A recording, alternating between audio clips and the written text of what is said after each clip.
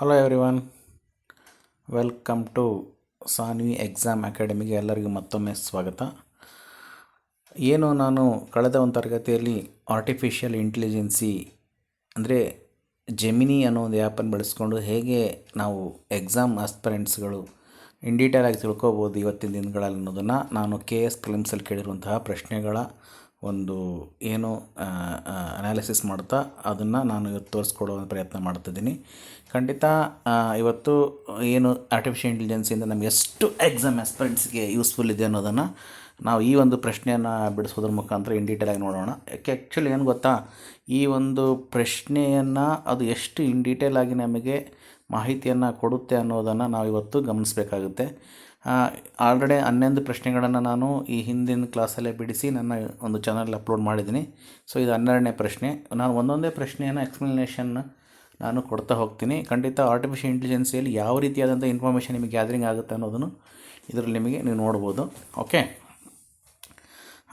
ನೋಡಿ ಏನಿದೆ ಪ್ರಶ್ನೆ. ಇದು ಸಂವಿಧಾನದ ಈ ಕೆಳಗಿನವುಗಳು ಯಾವುದು ಸಂವಿಧಾನದ 164(1)A ವಿಧಿಗೆ ಸಂಬಂಧಿಸಿರುವುದಿಲ್ಲ.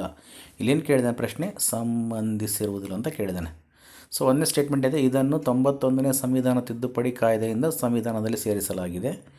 ಈ ಅನುಚ್ಛೇದದ ಪ್ರಕಾರ ಮುಖ್ಯಮಂತ್ರಿ ಪ್ರಧಾನಮಂತ್ರಿಯನ್ನು ಹೊರತುಪಟ್ಟಿದಂತೆ, ಇಲ್ಲಿ ಕನ್ನಡ ಮಾಧ್ಯಮದ ಅಭ್ಯರ್ಥಿಗಳಿಗೆ ಆಗಿರೋ ಒಂದು ಲೋಪ ಇದು, ಕನ್ನಡ ಭಾಷಾ ದೋಷ ಇದು, ಹೊರತುಪಟ್ಟಿದಂತೆ ಮಂತ್ರಿಮಂಡಲದ ಗಾತ್ರ ಲೋಕಸಭೆ ರಾಜ್ಯ ಶಾಸಕಾಂಗದ ಒಟ್ಟು ಸದಸ್ಯರ ಸಂಖ್ಯೆಯು 15% ಮೀರಬಾರ್ದು ಅಂತ ಎರಡನೇ ಸ್ಟೇಟ್ಮೆಂಟ್. ಸೊ ಇಲ್ಲಿ ಪ್ರಶ್ನೆ ಏನಪ್ಪ ಅಂದರೆ, ಸಂವಿಧಾನದ 164(1)ಗೆ ವಿಧಿಗೆ ಸಂಬಂಧಿಸಿರುವುದಿಲ್ಲ. ಇವೆರಡು ಸ್ಟೇಟ್ಮೆಂಟಲ್ಲಿ ಯಾವುದು ಸಂಬಂಧಿಸಿರುವುದಿಲ್ಲ ಅಂಥೇಳಿ ಆಯ್ಕೆಗಳು ಒಂದು ಮಾತ್ರ, 1 ಮತ್ತು 2 ಮಾತ್ರ, 1 ಮತ್ತು 2 ಮಾತ್ರ, ಮೇಲಿನ ಯಾವುದೂ ಅಲ್ಲ. 4 ಸ್ಟೇಟ್ಮೆಂಟ್ ಇದೆ. ಸೊ ಇವಾಗ ನಾವು ಇದನ್ನು ಇನ್ ಡೀಟೇಲಾಗಿ ಆರ್ಟಿಫಿಷಿಯಲ್ ಇಂಟೆಲಿಜೆನ್ಸಿಯಲ್ಲಿ ನೋಡೋದಾದರೆ ನಮಗೆ ಎಷ್ಟು ಇನ್ಫಾರ್ಮೇಷನ್ ಸಿಗುತ್ತೆ ನೋಡೋಣ. ಸೊ ನಾನೇನು ಕೇಳಿದೆ, ಆರ್ಟಿಫಿಷಿಯಲ್ ಇಂಟೆಲಿಜೆನ್ಸಿಯಲ್ಲಿ 164(1)A ವಿಧಿಗೆ ಸಂಬಂಧಪಟ್ಟಂತೆ ಸಂಪೂರ್ಣವಾದ ವಿವರಣೆ ಅಂತ ಕೇಳಿದ್ದೆ. ಖಂಡಿತ ಎಷ್ಟು ನೀಟಾಗಿ ಬಂದಿದೆ ಅಂದರೆ ನಾವು ಇದನ್ನು ಇನ್ನೂ ಹೆಚ್ಚಿನ ಮಟ್ಟದಲ್ಲಿ ಸಹ ಈ ಒಂದು ವಿಧಿ ಬಗ್ಗೆ ತಿಳ್ಕೊಬೋದು. ಅಷ್ಟು ನೀಟಾಗಿ ಅದರ ಆರ್ಟಿಫಿಷಿಯಲ್ ಇಂಟೆಲಿಜೆನ್ಸಿಯಲ್ಲಿ ಬಂದಿದೆ.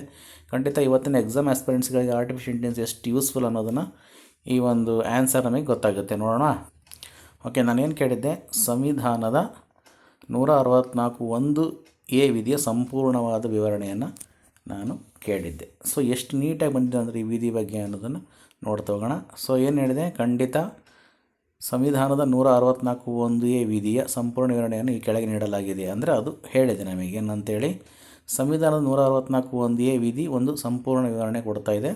ಮೊದಲಿಗೆ ಅದು 164ನೇ ವಿಧಿ ಬಗ್ಗೆ ಹೇಳುತ್ತೆ. ಸೊ 164ನೇ ವಿಧಿ ಉಂಟು, 164(1)A ವಿಧಿ ಬಗ್ಗೆ ಕೇಳಿದರೆ ಫಸ್ಟ್ ಅದು 164ನೇ ವಿಧಿ ಬಗ್ಗೆ ಹೇಳುತ್ತೆ ಆರ್ಟಿಫಿಷಿಯಲ್ ಇಂಟೆಲಿಜೆನ್ಸಿ. ಸಂವಿಧಾನ 164ನೇ ವಿಧಿಯು ರಾಜ್ಯಗಳಲ್ಲಿನ ಮಂತ್ರಿಮಂಡಲಗಳಿಗೆ ಸಂಬಂಧಿಸಿದ ನಿಯಮಗಳನ್ನು ವಿವರಿಸುತ್ತದೆ. ನೋಡಿ, ಮುಖ್ಯವಾಗಿ 164ನೇ ವಿಧಿ ಏನು ಮಾಡುತ್ತೆ, ರಾಜ್ಯಗಳಲ್ಲಿನ ಮಂತ್ರಿಮಂಡಲಗಳಿಗೆ ಸಂಬಂಧಿಸಿದ ನಿಯಮಗಳನ್ನು ವಿವರಿಸುತ್ತೆ. ಇದರ 1A ಉಪವಿಧಿಯು ಮಂತ್ರಿಮಂಡಲದ ಗಾತ್ರದ ಬಗ್ಗೆ ನಿರ್ದಿಷ್ಟವಾದ ಮಿತಿಯನ್ನು ಹೇರುತ್ತದೆ. ಈ ವಿಧಿಯು 91ನೇ ಸಂವಿಧಾನ ತಿದ್ದುಪಡಿ ಕಾಯ್ದೆ 2003ರ ಮೂಲಕ ಸಂವಿಧಾನಕ್ಕೆ ಸೇರಿಸಲ್ಪಟ್ಟಿತು ಅಂತ ಒಂದು ಮಾಹಿತಿಯನ್ನು ಕೊಡುತ್ತೆ. ಜೊತೆಗೆ ಇನ್ನೂ ಸಾಕಷ್ಟು ಇನ್ಫಾರ್ಮೇಷನ್ ಕೊಡುತ್ತೆ. 164ನೇ ವಿಧಿ ಏನು ಹೇಳುತ್ತೆ ಅಂತ ಹೇಳುತ್ತದು. ಸಂವಿಧಾನ 164ನೇ ವಿಧಿ ಮುಖ್ಯವಾಗಿ ರಾಜ್ಯಪಾಲರು ಮುಖ್ಯಮಂತ್ರಿಯನ್ನು ನೇಮಿಸುವುದರ ಬಗ್ಗೆ ಹೇಳುತ್ತೆ. ಮಂತ್ರಿಗಳು ರಾಜ್ಯಪಾಲರು ಇಚ್ಛೆಯವರೆಗೆ ಅಧಿಕಾರದಲ್ಲಿರುವುದು, ಮಂತ್ರಿಮಂಡಲ ಜವಾಬ್ದಾರಿಗಳು, ವೇತನ ಮತ್ತು ಭತ್ಯೆಗಳು ಸೇರಿದಂತೆ ರಾಜ್ಯಗಳಲ್ಲಿನ ಮಂತ್ರಿಮಂಡಲದ ರಚನೆ, ನೇಮಕಾತಿ ಮತ್ತು ಕಾರ್ಯನಿರ್ವಹಣೆ ಕುರಿತು 164ನೇ ವಿಧಿ ತಿಳಿಸುತ್ತೆ ಅಂತ ಹೇಳುತ್ತೆ. ನೆಕ್ಸ್ಟ್ ಅದರ 164(1)A ವಿಧಿಯ ನಿರ್ದಿಷ್ಟ ಅಂಶಗಳು ಏನಂತ ನಮಗೆ ಇನ್ಫಾರ್ಮೇಷನ್ನ ಆರ್ಟಿಫಿಷಿಯಲ್ ಇಂಟೆಲಿಜೆನ್ಸಿ ಕೊಡುತ್ತೆ. 164(1)A ವಿಧಿ ಈ ಕೆಳಗಿನ ಅಂಶಗಳನ್ನು ಸ್ಪಷ್ಟಪಡಿಸುತ್ತದೆ. ಯಾವ ಅಂಶಗಳನ್ನು ಸ್ಪಷ್ಟಪಡಿಸುತ್ತೆ ನೋಡಿದ್ರೆ, ಮೊದಲು ಮುಖ್ಯವಾಗಿ ಮಂತ್ರಿಮಂಡಲದ ಗರಿಷ್ಠ ಗಾತ್ರ.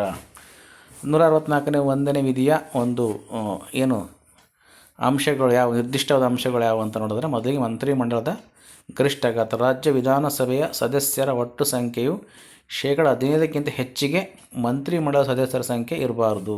ಅಂದರೆ ವಿಧಾನಸಭೆ ಒಟ್ಟು ಸದಸ್ಯರ ಸಂಖ್ಯೆಯನ್ನು ಆಧರಿಸಿ ಮಂತ್ರಿಗಳ ಸಂಖ್ಯೆಯ ಗರಿಷ್ಠ ಮಿತಿಯನ್ನು ನಿರ್ಧರಿಸಲಾಗುತ್ತದೆ ಅಂತ ಹೇಳುತ್ತೆ. ನೆಕ್ಸ್ಟು ಮುಖ್ಯಮಂತ್ರಿ ಕೂಡ ಸೇರಿ 15% ಮಿತಿಯಲ್ಲಿ ಮುಖ್ಯಮಂತ್ರಿಯನ್ನು ಸೇರಿಸಲಾಗುತ್ತದೆ. ಅಂದರೆ ಮುಖ್ಯಮಂತ್ರಿ ಮತ್ತು ಇತರ ಎಲ್ಲ ಮಂತ್ರಿಗಳನ್ನು ಒಟ್ಟುಗೂಡಿಸಿ ಆ ಸಂಖ್ಯೆಯು ವಿಧಾನಸಭೆಯ ಒಟ್ಟು ಸದಸ್ಯರ ಸಂಖ್ಯೆ 15% ಮೀರಬಾರ್ದು ಅಂತ ಹೇಳುತ್ತೆ.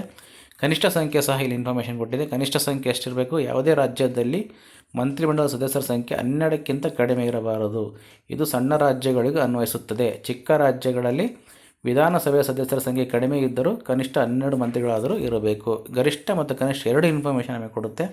ಒಂದು ಉದಾಹರಣೆ ಸಹ ತೋರಿಸುತ್ತೆ. ಅದು ಉದಾಹರಣೆ ಒಂದು ವಿವರಣೆ ಅಂತೇಳಿ ಏನು ಹೇಳುತ್ತೆ? ಒಂದು ರಾಜ್ಯದ ವಿಧಾನಸಭೆಯಲ್ಲಿ 200 ಸದಸ್ಯರಿದ್ದರೆ ಎಂದ್ಕೊಳ್ಳೋಣ. 164ನೇ ವಿಧಿಯ ಪ್ರಕಾರ ಆ ರಾಜ್ಯದ ಮಂತ್ರಿಮಂಡಲದ ಗರಿಷ್ಠ ಗಾತ್ರವನ್ನು ಈ ರೀತಿ ಲೆಕ್ಕ ಹಾಕ್ಬೋದು.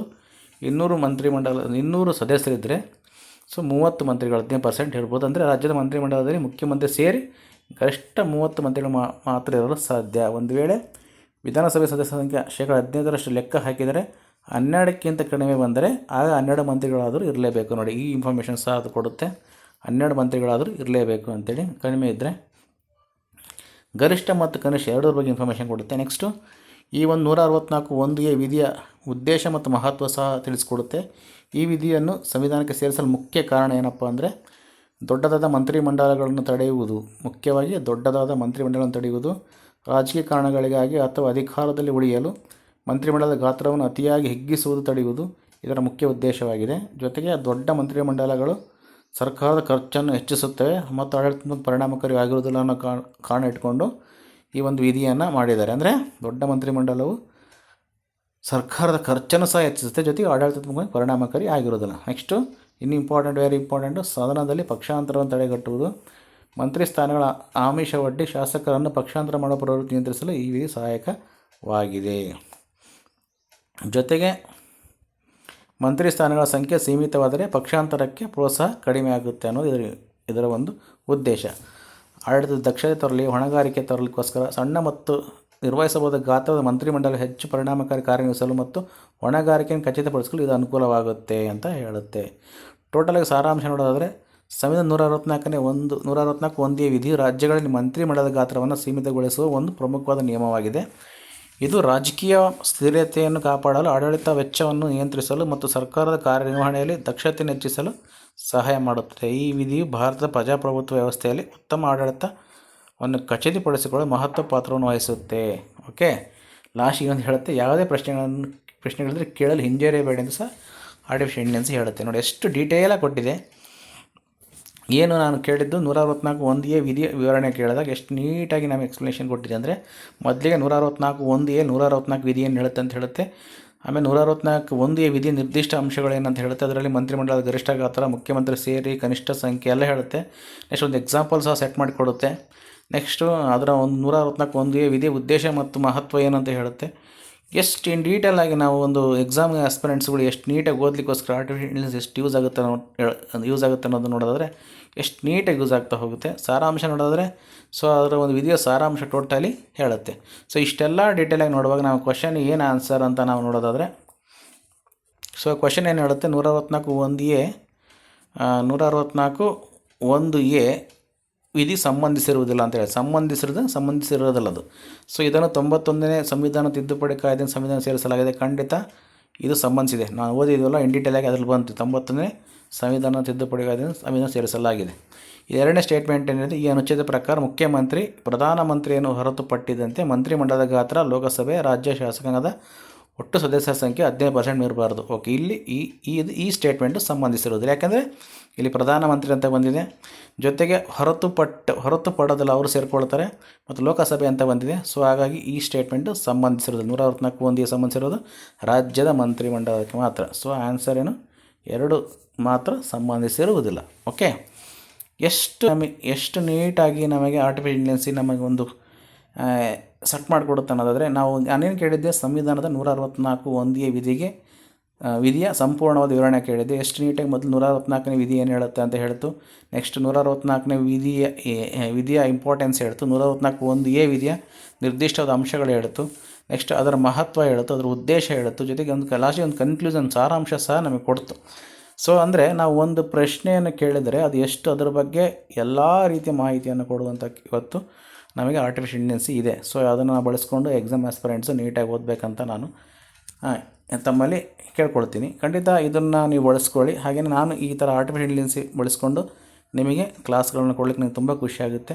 ಓಕೆ, ಇದ್ರ ಬಗ್ಗೆ ಏನಾದ್ರು ಹೇಳ್ಬೇಕಂದ್ರೆ ಖಂಡಿತ ಕಾಮೆಂಟ್ ಮಾಡಿ ಅಂತ ಹೇಳ್ತಾ ಈ ಒಂದು ಪ್ರಶ್ನೆಯ ವಿತ್ ಎಕ್ಸ್ಪ್ಲನೇಷನ್ ವಿತ್ AI ಅಂದರೆ ಆರ್ಟಿಫಿಷಿಯಲ್ ಇಂಟೆಲಿಜೆನ್ಸಿಯ ಜೊತೆಗೆ ನಾನು ಇವತ್ತು ವಿಶ್ಲೇಷಣೆಯನ್ನು ನಿಮಗೆ ಕೊಟ್ಟಿದ್ದೀನಿ. ಒನ್ಸ್ ಅಗೇನ್ ನನ್ನ ಚಾನಲ್ ಯಾರು ಸಬ್ಸ್ಕ್ರೈಬ್ ಮಾಡ್ಕೊಳ್ಳಿ ಅಂದರೆ ಖಂಡಿತ ಸಬ್ಸ್ಕ್ರೈಬ್ ಮಾಡ್ಕೊಳ್ಳಿ ಅಂತ ಹೇಳ್ತಾ ಈ ಒಂದು ಕ್ಲಾಸ್ನಲ್ಲಿ ಮುಗಿಸ್ತೀನಿ. Once again all of you thank you.